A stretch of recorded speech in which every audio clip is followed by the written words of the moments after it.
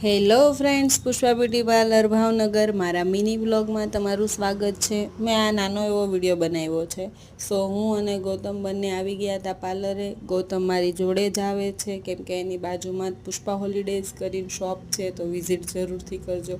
જો મારું નાનું એવું ક્યુટી પાર્લર. તો બધું કામ બાકી હતું ક્લિનિંગનું, નેપકિન વગેરે મૂકવાનું, બાઉલ બધું વોશ કરવાનું. તો મેં લઈ લીધું હતું મારા હાથમાં કામ.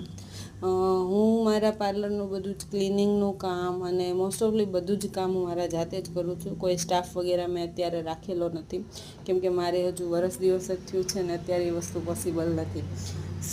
અને અત્યારે હું મેનેજમેન્ટે ઘણું સારી રીતે કરી લઉં છું. તો મેં ક્લિનિંગ કરી નાખ્યું હતું અને મારા માટે ગૌતમ લાવ્યા હતા પાન. તો પછી મેં ખાઈ લીધું હતું પાન મસ્ત હતું, સ્વીટ અને બહુ જ મસ્ત સ્વાદમાં પણ હતું. મેં ખાઈ લીધું, ખાતા કામ શરૂ કરી દીધું. પાન બહુ જ મોટું હતું એટલે બહુ વાર લાગી હતી ખાતા એટલે મારું બધું કામય પતી ગયું હતું આરામથી. તો ક્લિનિંગનું શરૂ કરી દીધું હતું. બાઉલ, બ્રશ, એ કાલનું જે કાંઈ વર્ક કરેલું હોય એ વોશ કરવાનો ટાઈમ નહોતો રહ્યો કેમ કે હું લેટ નાઇટ ઘરે ગઈ હતી, તો રાત્રે એટલો ટાઈમ નહોતો રહ્યો. તો બધું જ ક્લિનિંગ મસ્તથી આપણે કરી નાખ્યું હતું અને પાન પણ ફાઇનલી પૂરું થઈ ગયું હતું. અને આપણા ફર્સ્ટ ક્લાયન્ટ બેબીજી આવી ગયા હતા અને એમનું કટિંગ આપણે મસ્તથી શરૂ કરી દીધું હતું.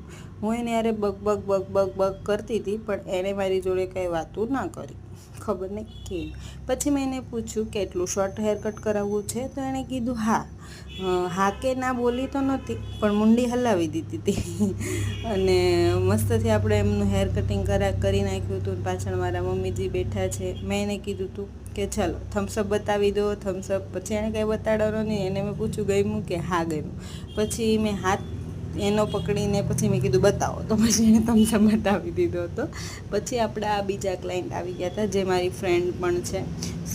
આ લાસ્ટ અપોઇન્ટમેન્ટ હતી, દિવસના સાંજની અપોઇન્ટમેન્ટ હતી. બપોરનું બધું બીજું કંઈ કામ હતું એમાં મારે વિડીયો કોઈ બનાવવાનો નહોતો કેમ કે હું ખુદ એકલી તે બધું સર્વિસનું તે અને ક્લિનિંગ વગેરેનું પણ કરતી હોઉં. તો મસ્તથી એનું હેરવોશ થઈ ગયું હતું. તો અમારી ફ્રેન્ડ એ છે તો એનું હેરવોશ કરતી હતી ને તો એ મસ્ત એક્સપ્રેશન બધા દેતી હતી કે હું વ્લોગ બનાવી રહી છું એટલા માટે. એનું હેરવોશ ફાઇનલી ડન થઈ ગયું હતું. જો એના એક્સપ્રેશન જો બાકી કેટલી હેપ્પી છે એ મારી પાસે સર્વિસ કરાવીને.